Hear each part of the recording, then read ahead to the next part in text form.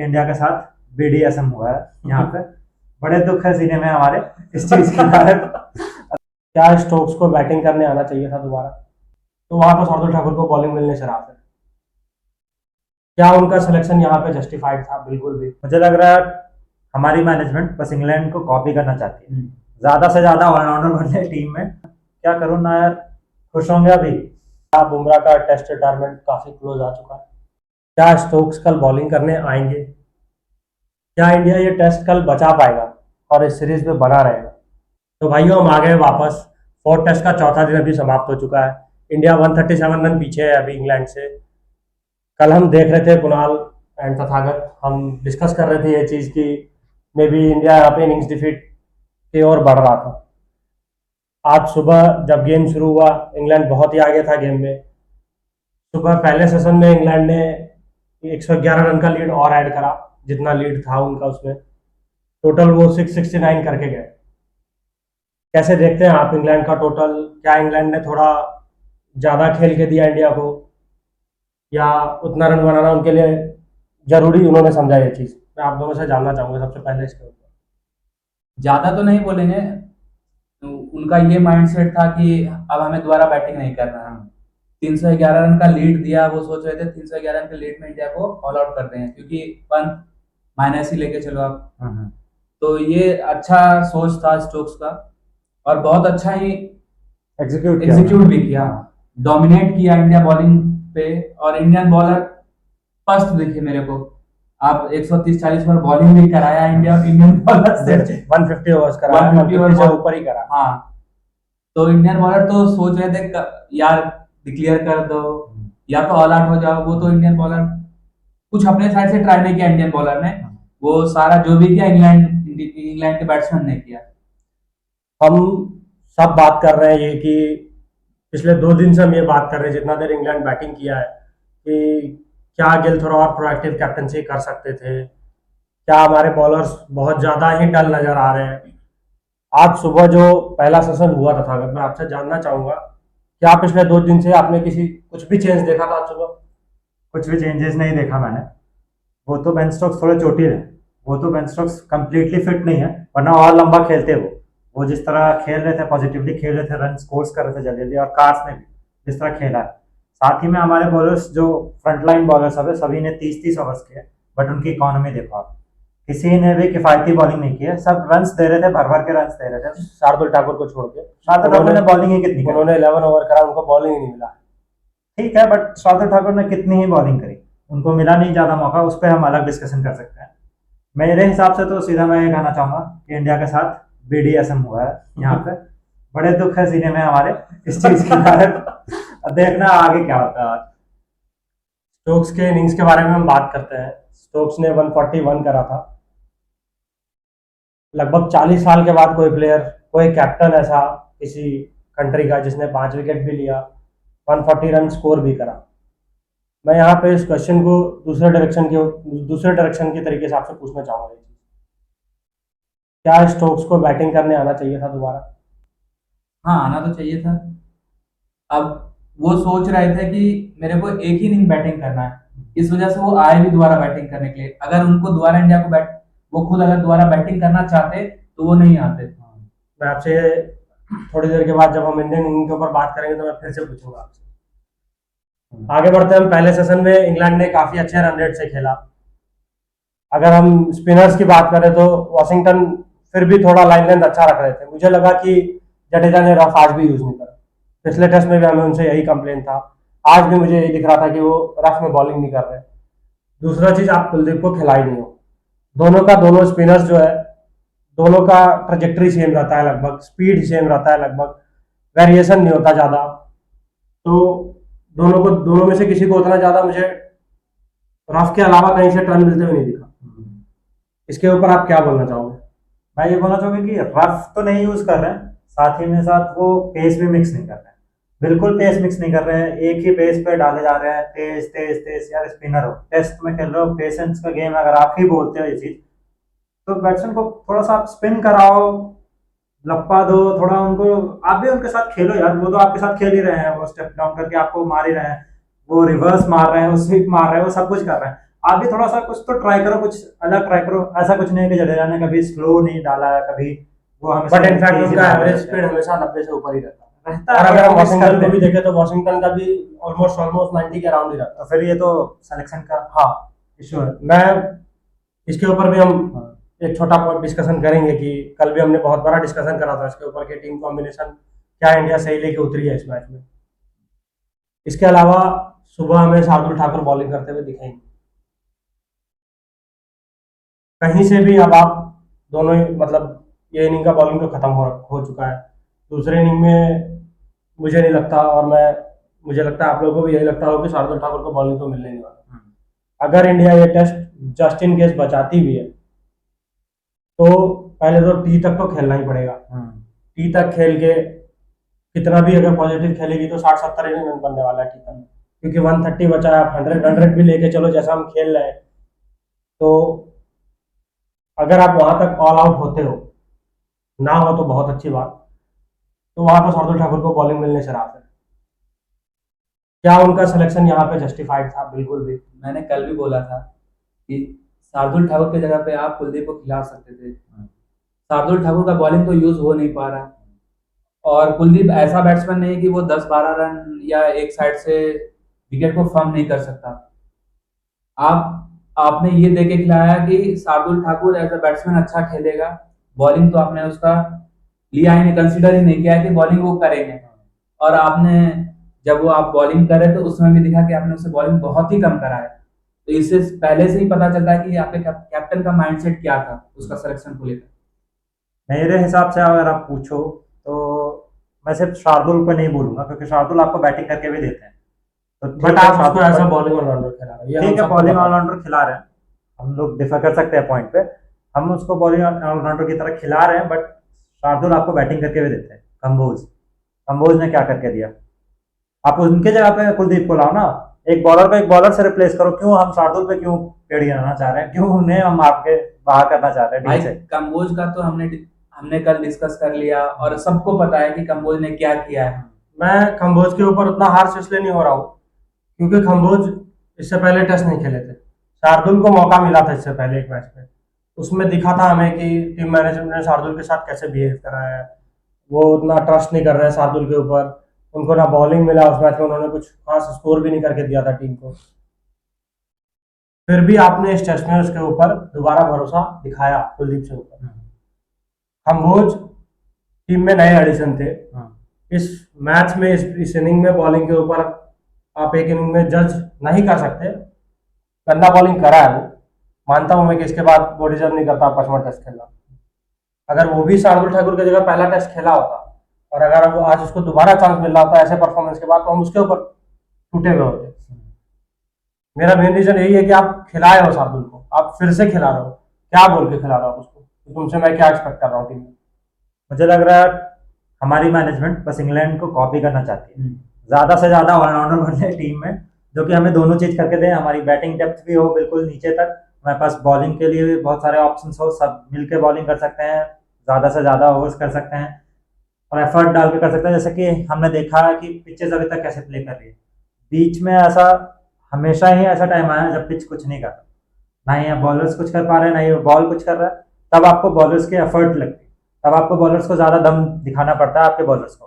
उसके लिए आपके साथ आपके पास ज्यादा एक्स्ट्रा बॉलर्स होने चाहिए जो कि ये करके दिखाए। उसको भी यूज नहीं कर रहे हैं, बट स्टिल फिर भी मैं इस स्टेज पे हूँ कि शार्दुल बैटिंग करके देगा टीम को। बट कंबोज, अगर आप एक बॉलर को ही देख रहे हो तो आपको कुलदीप को कंबोज की जगह लाना चाहिए। ठीक है, हम आगे बढ़ते हैं यहाँ पे। ये 2014 के बाद जब धोनी ने कैप्टनसी छोड़ा था टेस्ट का, इंडिया ये पहली बार 500 रन से ज्यादा कंसीड करा है। ऐसा क्या अलग कर रहे थे पिछले 10 साल में, और ऐसा क्या गलत करा हमने इस मैच में? टीम सिलेक्शन से लेकर के, बॉलिंग एफर्ट से लेकर के, बॉलर फिटनेस पे लेकर के, मैं आप लोग को चाहूंगा आप लोग अपने पॉइंट्स रखें कि आपको क्या दिखा है। इससे पहले जब कप्तानी हो रहा था तो कोहली की कप्तानी में हम डोमिनेट करते थे। वहां पे कप्तानी का तारीफ किया जाएगा कि वहां कप्तानी बहुत अच्छा हो रहा था, और हमारे बॉलर जो भी बॉलर थे, ईशांत शर्मा, उमेश यादव, मोहम्मद शमी, भुवनेश्वर कुमार, लाइन मेंटेन करके और एक टप्पा पकड़ के बॉल फेंकने वाले बॉलर थे। नहीं मतलब ठीक है, सभी के बारे में ऐसा नहीं बोल सकते, बट ठीक है। हाँ, बट अभी देख लो, आपके बॉलर नए बॉल फर्स्ट मैच खेल रहे हैं, अंशुल कंबोज 119 की स्पीड से बॉल फेंक रहे हैं। एवरेज स्पीड उनका पूरे मैच में 125 का ही रहा बस। आप मतलब एक फ्रंटलाइन सीमर की तरह खेल रहे हो, आपको नया बॉल मिल रहा है, आप कंट्री को रिप्रेजेंट कर रहे हो। और मतलब इतना ज्यादा मुझे लग रहा है कि अब हम ऐसे पोजीशन पे आ चुके हैं, अगर कोई बहुत ज्यादा हार्श डिसीजंस नहीं लिए गए तो जैसा 2014 से पहले हमारा बॉलिंग अटैक हुआ करता था कि हम एक बैटिंग टीम ही हुए करते थे। उसके बाद हमने बाहर ओवरसीज में टेस्ट जीतना शुरू किया, बस यही रीजन था कि हमारी बॉलिंग अटैक सामने वाले बॉलिंग अटैक के बराबर थी या उससे अच्छी थी। बैटिंग हमारा कभी भी वीक नहीं रहा। ये जो पिछला 10 साल था, इसमें हमारे बॉलर्स, मुझे लगा कि अगर इंजर्ड भी हो रहे हैं तो रिप्लेसमेंट बॉलर भी जो आ रहा है वो डबल जान लगा के दे रहा था। एक दो मैच में किसी को अगर मिल रहा है सीरीज में, वो डबल जान लगा रहा था। बहुत ही डिसअपॉइंटिंग परफॉर्मेंस रहा आज खम्बूज का, मतलब। और इनफैक्ट शार्दुल का भी, आप भी ऑलमोस्ट एक फ्रंटलाइन स्टीमर की तरह ही खेल रहे हो। मतलब आप बिल्कुल ही सपोर्ट नहीं कर रहे हो यहाँ पे सिराज और बुमराह को। आज सुबह दोनों दिखे एफर्ट लगाते हुए, बॉलिंग चेंजेस हो रहे थे। मतलब वहां पे इंग्लैंड ऐसे पोजीशन में था कि वो बुमराह और सिराज पे भी अटैक कर रहा था, बट फिर भी दोनों एफर्ट मारते हुए दिखे कम से कम सुबह।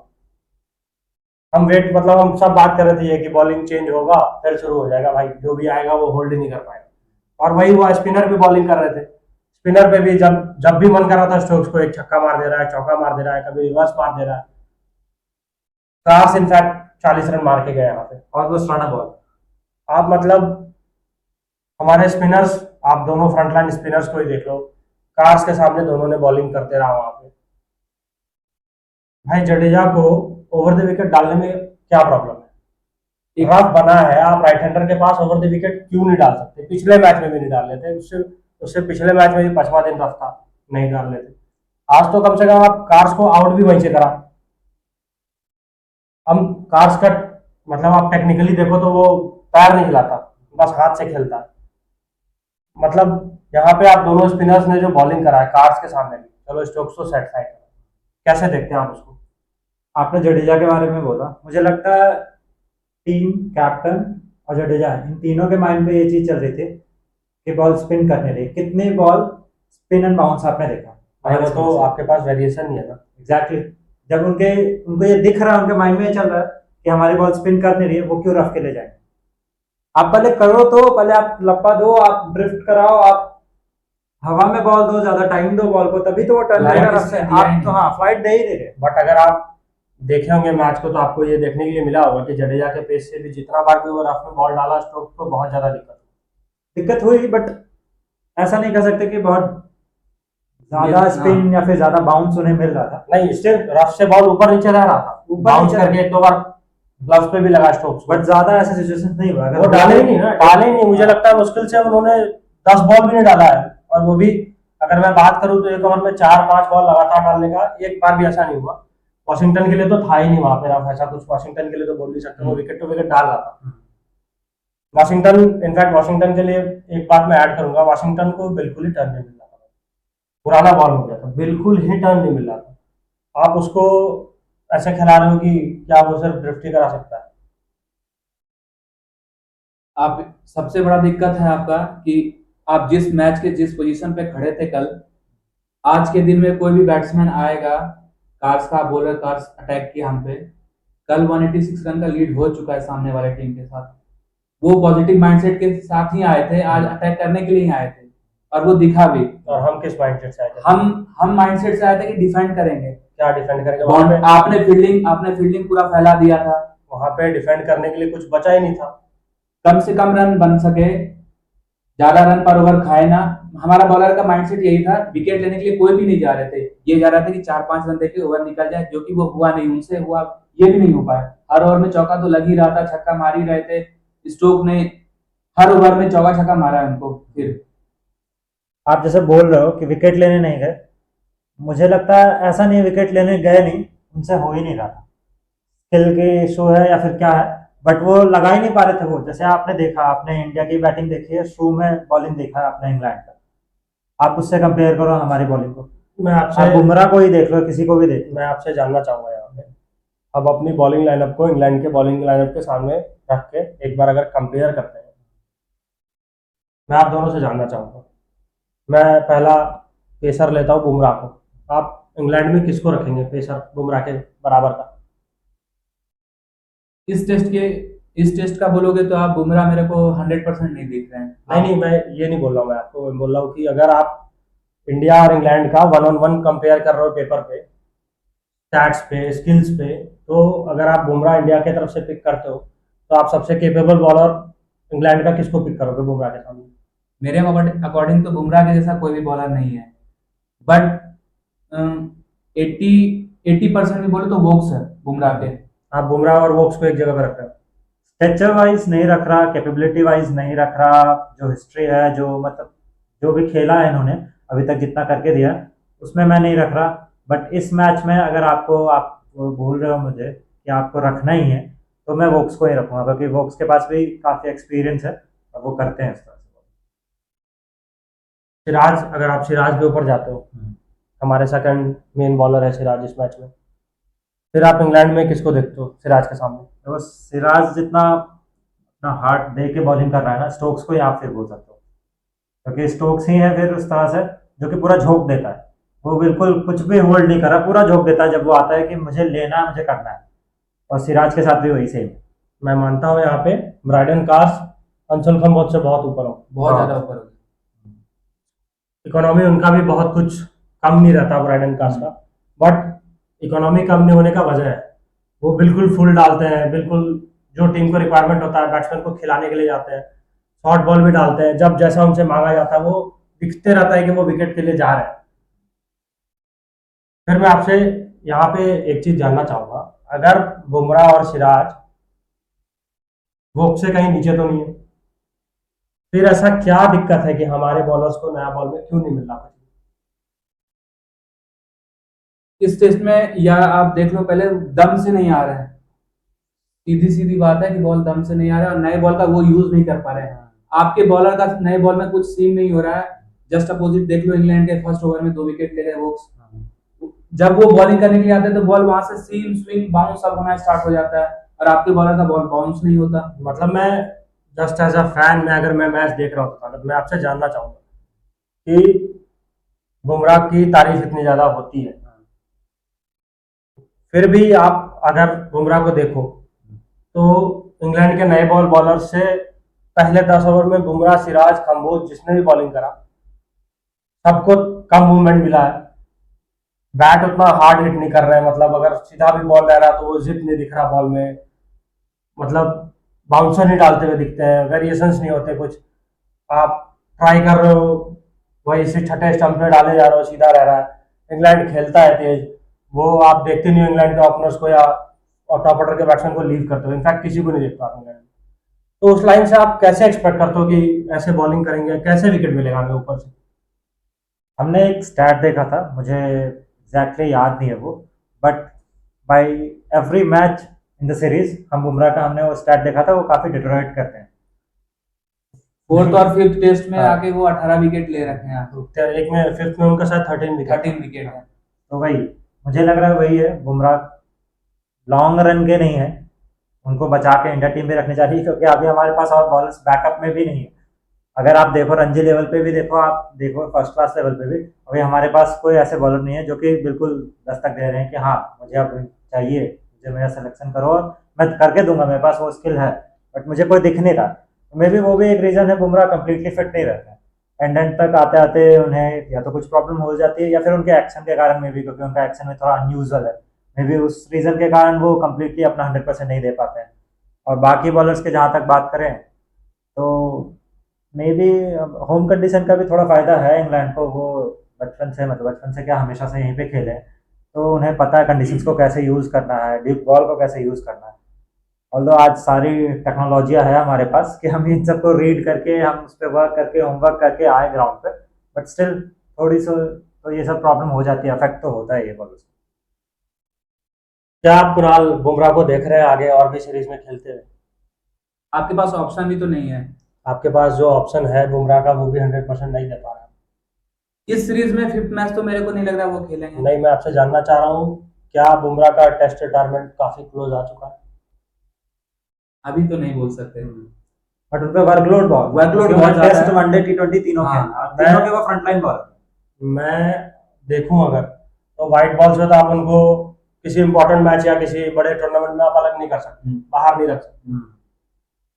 ऐसे में अगर इस तरह का वर्कलोड चलते रहा उनके ऊपर, तो मुझे लगता है ये वाइट बॉल पे भी इफेक्ट करेगा।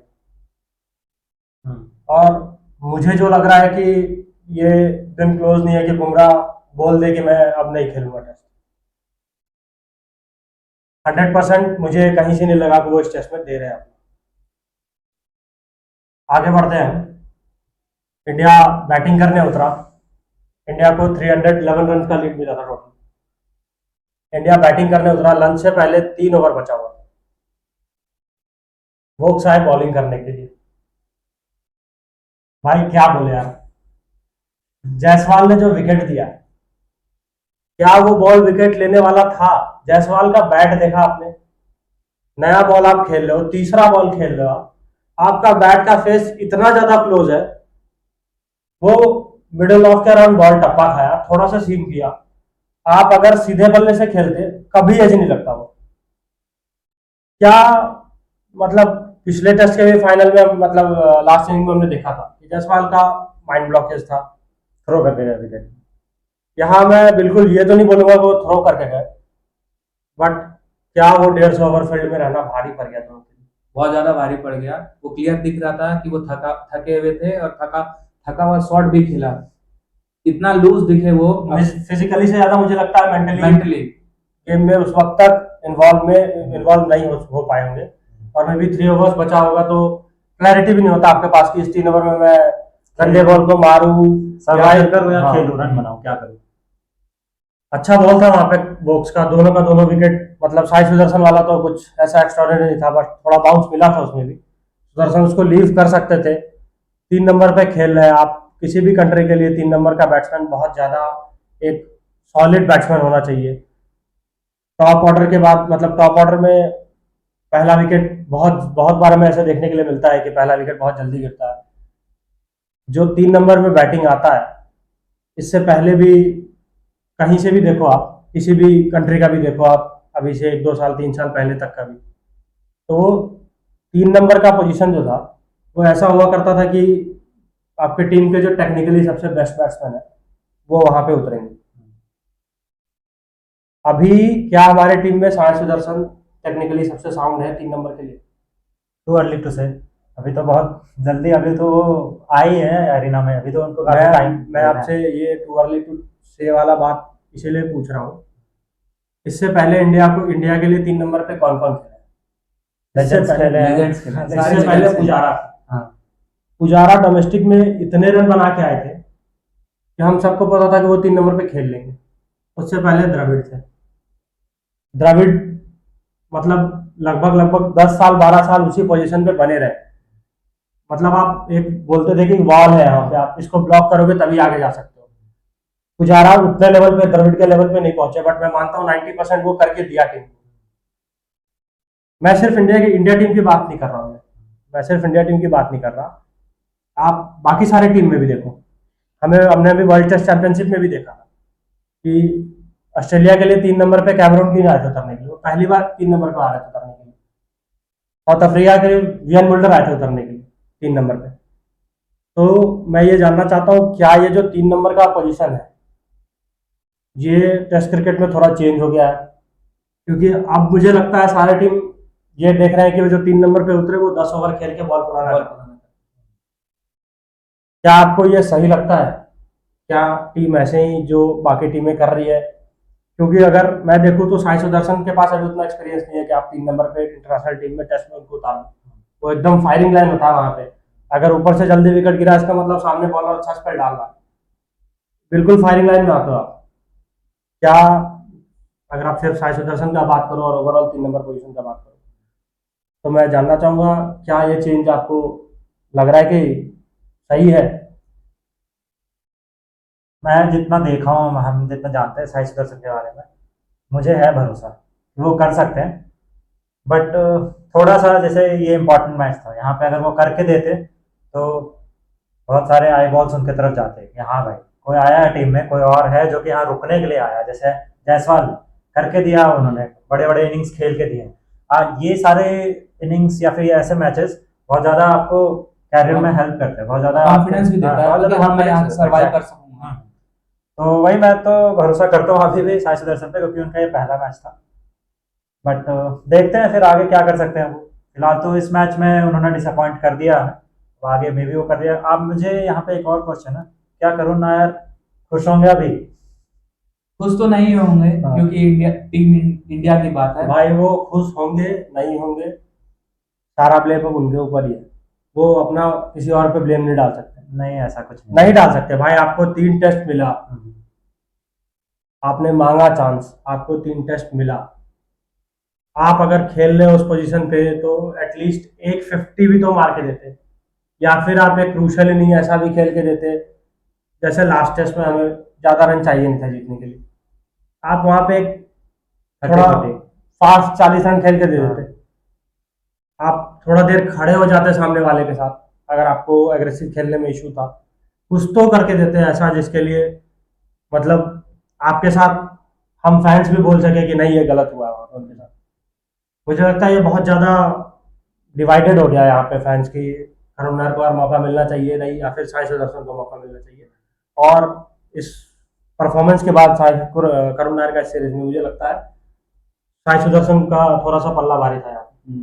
हमने एक ये भी तो देखा शायद, मैंने देखा सोशल मीडिया पे करुण नायर रो रहे हैं और उन्हें पीठ पर पैट करते हुए के एल राहुल उनके साथ बैठे हुए हैं। इसका और लास्ट टाइम ऐसा वो बैठे थे अश्विन के साथ विराट कोहली। विराट कोहली तो क्या ये सिग्नल है उस चीज के लिए? रिटायरमेंट के लिए। मोस्ट प्रॉब्ली अब अगले सीरीज में अगर अगर 5वें टेस्ट में हम उन्हें नहीं देखते हैं, अगर टीम मैनेजमेंट नहीं देखती है उन्हें कि वो कैपेबल है टीम में रहने के लिए, तो मुझे नहीं लगता कि आगे उनको अब चांस मिलने वाला है। मेरे को नहीं लगता टीम मूव ऑन कर जाएगी।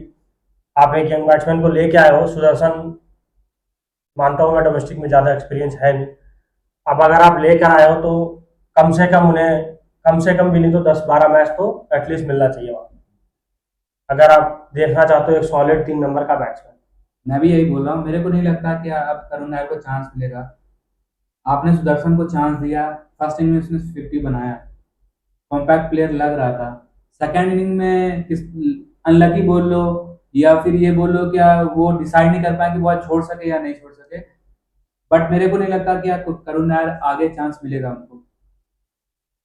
चलो फिर हम आगे बढ़ते हैं। यहाँ पे 2 विकेट गिरने के बाद लंच के बाद दोनों बैटिंग करने आए, राहुल और गिल।